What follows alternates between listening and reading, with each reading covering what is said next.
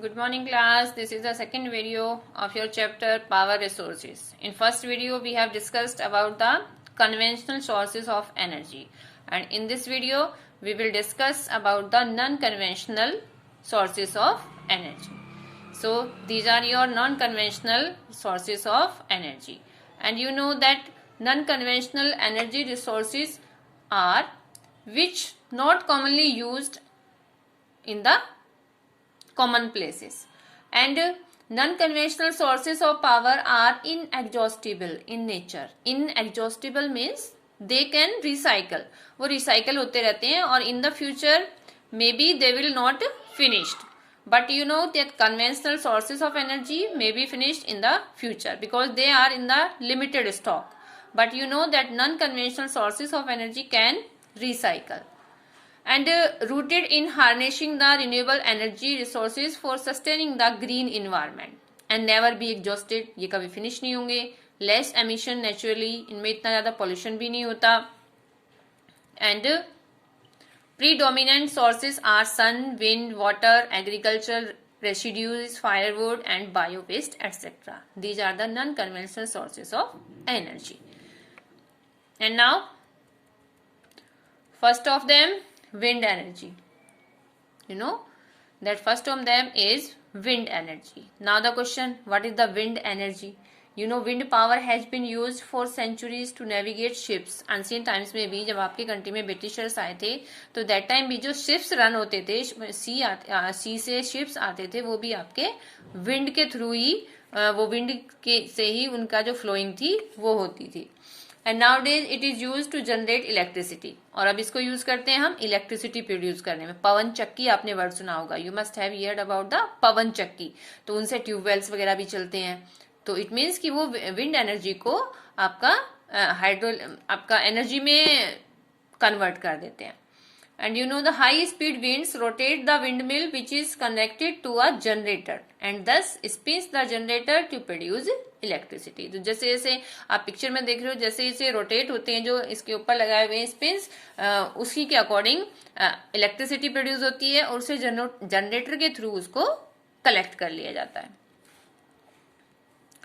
What is wind energy? Definition भी दे रही हूं मैं आपको. This is the definition of wind energy. Wind energy, also called wind power, is extracted from air flow using and turbines on sails to produce mechanical or electrical energy. This is the definition of wind energy. And you know basic information, horizontal axis, vertical access means कि उसको कई directions में उसको put करके और turbines use किए जाते हैं जिससे कि वो प्रोपेल होते हैं और उनसे आपकी एनर्जी इंट्रोड्यूस होती है. विंड एनर्जी के जो आपकी कंट्री में सोर्सेस हैं, मीन्स की प्लेसेस हैं, वो आपका तमिलनाडु है. तमिलनाडु, राजस्थान में भी काफी विंड्स होती हैं. And along the coast of Gujarat, की जहां पर आपकी विंड्स ज्यादा ब्लो होती हैं. Rajasthan you know desert area है तो वहां पर सैंड वगैरह भी काफी फ्लो होते हैं. फ्लो मीन्स कि वो जब आपकी विंड फ्लो होती है तो उसके साथ में सैंड भी उड़ जाता है. तो इस टाइप से राजस्थान और तमिलनाडु तो ग्रेट सोर्स हैं आपके विंड एनर्जी के, बट अभी भी हम उन्हें इतना यूटिलाइज नहीं कर पाए. And next is solar energy. You must have heard about the solar energy, solar panel, solar cells, and in your school also the top of the buildings also set down the solar panels जिनसे आपकी electricity produce करते हैं. And you no आपकी solar energy में करते क्या है. The definition of solar energy, solar energy is a renewable energy obtained by the use of electromagnetic radiation from the sun. सन की इलेक्ट्रोमैग्नेटिक रेडिएशंस को यूज करके हम सोलर एनर्जी बनाते हैं. It is possible to transform it into thermal और electric energy. Thermal और electric energy में भी इसको हम ट्रांसफॉर्म कर सकते हैं. Listen, and you know in your country, in India the major solar parks are found Gujarat, Rajasthan, Maharashtra, Tamil Nadu and Andhra Pradesh. These places also in front of the sun throughout the year. Mostly जो आपकी heat है वो इन states में सबसे ज्यादा होती है. तो इट मीन्स कि जहां पर आपकी सन की रेज ज्यादा होंगी वहीं पर हम ज्यादा से ज्यादा सोलर एनर्जी को प्रोड्यूस कर सकते हैं. And some of the biggest producer of solar energy are Germany, China, US, Japan, Italy. Countries में भी आपके सोलर पैनल्स लगाकर सोलर एनर्जी को इंट्रोड्यूस करते हैं। जो इसकी सोलर सेल्स होती हैं वो ज्वाइन कर दी जाती हैं सोलर पैनल से, विच टर्न प्रोड्यूस इलेक्ट्रिसिटी, और उससे हम इलेक्ट्रिसिटी को प्रोड्यूस करते हैं। Next one is tidal energy. This is the tidal energy. What do you mean by the tidal energy?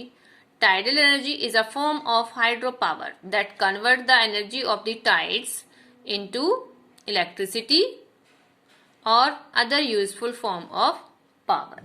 You know the energy of ocean tides can be tapped to produce electricity. जो oceans में tides होते हैं, tides means कि one time जो आपकी ocean currents हैं वो up होती हैं and next time is down, तो उससे भी हम एनर्जी प्रोड्यूस करते हैं। It is called tidal energy and it is used to turn the turbines and generate electricity during high tides. जब हाई टाइड्स होते हैं तो उससे आपकी इलेक्ट्रिसिटी जनरेट होती है। And electricity from this source is generated in France and to some extent in UK, Russia, और आपकी कंट्री में भी है in the Gulf of Kutch near the Gujarat. आपके गुजरात स्टेट के नियर में गल्फ ऑफ कच्छ है, वहां पर भी हम टाइडल एनर्जी को भी स्टोर करते हैं। And next is nuclear energy. You must here about the nuclear atom bomb. Yes, so by their nuclear energy atom bomb produced. And in your country, Dr. H. Bhabha, Homi Jahangir Bhabha, was the father of nuclear power development in India. India has 10 nuclear reactors which produce 2% of India's electricity. India की 2% जो electricity है वो nuclear energy है, produce होती है, और आपकी India के पास 10 न्यूक्लियर रिएक्टर स्टेशंस हैं। What is nuclear energy? You can understand like in the science कि किस टाइप से जो आपके एटम्स हैं वो एक दूसरे के साथ ज्वाइंट होते हैं। न्यूक्लियर फ्यूजन उनमें होता है, न्यूक्लियर फ्यूजन, और उससे वो एटम्स में एनर्जी प्रोड्यूस होती है। Now the definition of nuclear energy,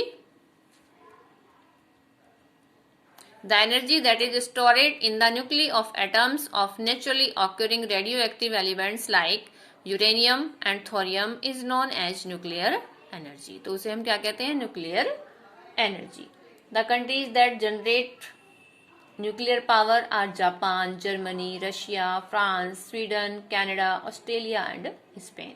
और आपके कंट्री में स्टेशंस हैं, न्यूक्लियर पावर स्टेशंस हैं, तारापुर, कलपक्कम, रावत भाटा, नरोरा, काकड़ापाड़ा एंड कोटा।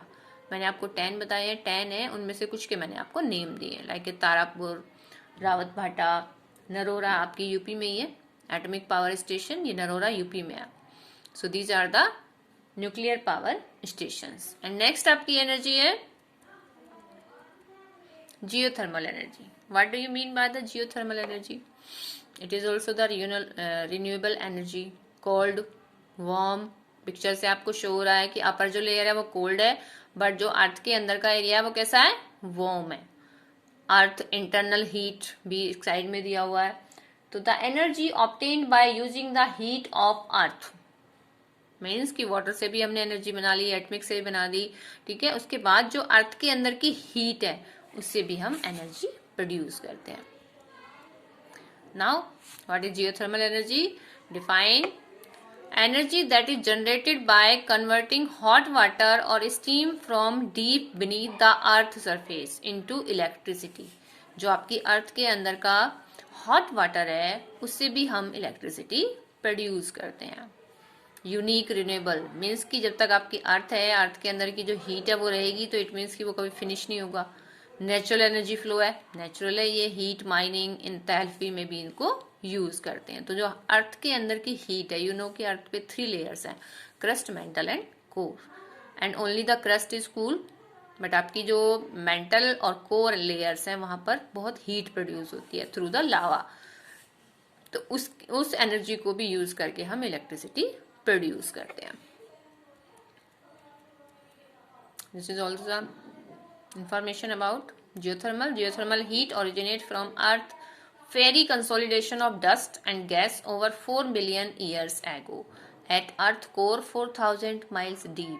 जो आपकी अर्थ की कोर है वो 4000 माइल्स डीप है एंड टेम्परेचर में रीच ओवर 9000 डिग्री फ़ारेनहाइट। वहाँ पर जो टेम्परेचर है वो इतना हाई है। And our earth like the sun provides energy from nature. This heat geothermal energy yield warmth and power that we can use without polluting the environment. So it is very important for environment. It is pollution free. And last is bio. What is biogas?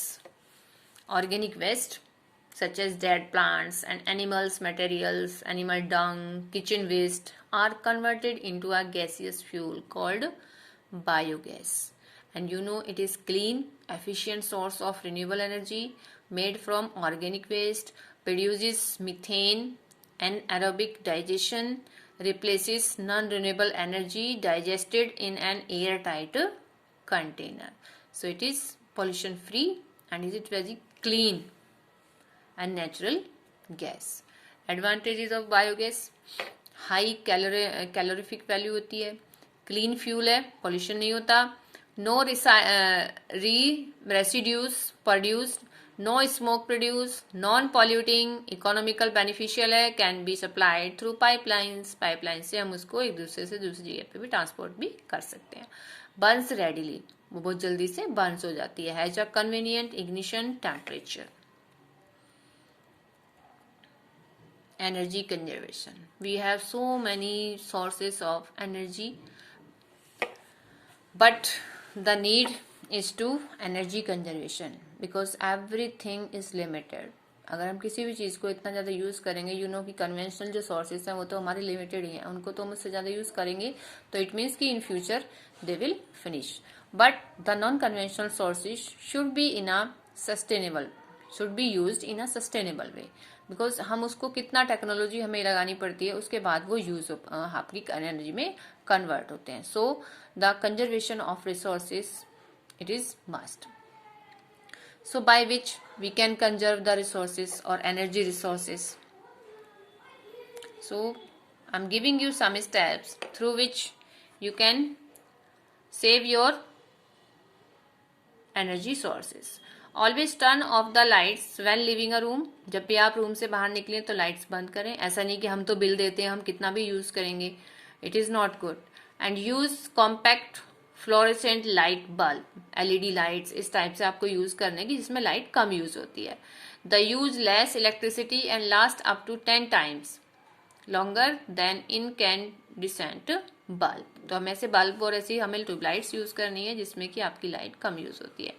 Make sure that bulb, fixtures, lenses, lamp and reflective surfaces are clean. वो clean होनी चाहिए. Lights के ऊपर भी dust हो जाती है तो वो क्लीन होनी चाहिए जिससे कि आपको रोशनी ज्यादा आएगी. Organise food on refrigerator shelves to allow ample airflow and efficient operation. Means कि आपको रेफ्रिजरेटर वगैरह में भी जो हम फूड रखते हैं तो वो आपके पॉइजन हो जाते हैं तो उनको हम कम यूज करना चाहिए. आयरन क्लॉथ्स इन बल्क 1 से वीक. कपड़ों पर जो प्रेस करनी है तो वो भी एक सप्ताह में एक बार उन सारे कलेक्ट करने के, भाई नहीं कि एक एक पीस के लिए हम प्रेस को वार्म करते हैं और उसके बाद उसको ऑफ कर देते हैं, तो इसमें भी इलेक्ट्रिसिटी ज्यादा यूज होती है. Give your car a break. Give your car a break मतलब उसको एक ब्रेक में रखना है. ये नहीं कि अगर अब आपने कहीं पर आप खड़े हो गए हैं, रेड लाइट पे हैं, तो इट मीन्स कि आपको कार को ऑफ कर देना है, उसको स्टार्ट नहीं रखना है. And blue when ever possible. Leaving your car at home just 2 days a week will save 1500 pounds of greenhouse gas emissions each year. अगर 2 दिन भी आप कार के बिना जाते हैं, कार को अपनी को छोड़ देते हैं घर पे, तो इट मीन्स कि आप एनर्जी कंजर्वेशन में भी आपका कंट्रीब्यूशन होगा और साथ ही आप जो इतनी हार्मफुल गैसेस प्रोड्यूस होती हैं उसको लिमिट करने में भी आपका हेल्प होगा. And now the difference between conventional and non conventional energy sources. Conventional, direct contact of tool and workpiece, means कि इनमें हमें इतनी कोई ज्यादा टेक्नोलॉजी यूज नहीं करनी होती, उनको हम डायरेक्ट यूज कर लेते हैं. Non conventional tools are non conventional means कि उन्हें हम टेक्नोलॉजी के थ्रू गेट करते हैं, अदरवाइज हम उन्हें डायरेक्ट वे में यूज नहीं कर सकते. Conventional cutting tool is always harder than web means कि इन्हें हम डायरेक्ट टूल के थ्रू निकाल सकते हैं mining activity. Tool life is less due to high wear and generally microscopic chip formation. तो इट मीन्स कि आपके जो कन्वेंशनल है वो आपके ओल्ड जो आपके सोर्सेस ऑफ एनर्जी हैं उनको हम यूज करेंगे. एंड नॉन कन्वेंशनल मीन्स कि ये आपके कैसे हो सकते हैं, रिसाइकल होते हैं, रिसाइकल हो सकते हैं. और इन्हें हम डायरेक्ट वे में यूज नहीं कर, बट हम इन्हें डायरेक्ट वे में यूज नहीं कर सकते. इनके लिए हमें टेक्नोलॉजी को यूज करना पड़ेगा. So with this your chapter completed. You have to read the chapter and also seen the video for help. And in the next class, next week Zoom, I will discuss the whole chapter which remain we will discuss in the Zoom class. But you have to read the complete chapter. I will take the quiz. I will take the quiz in Zoom or maybe in the online classes. So you have to read the chapter, and now you can go. Bye.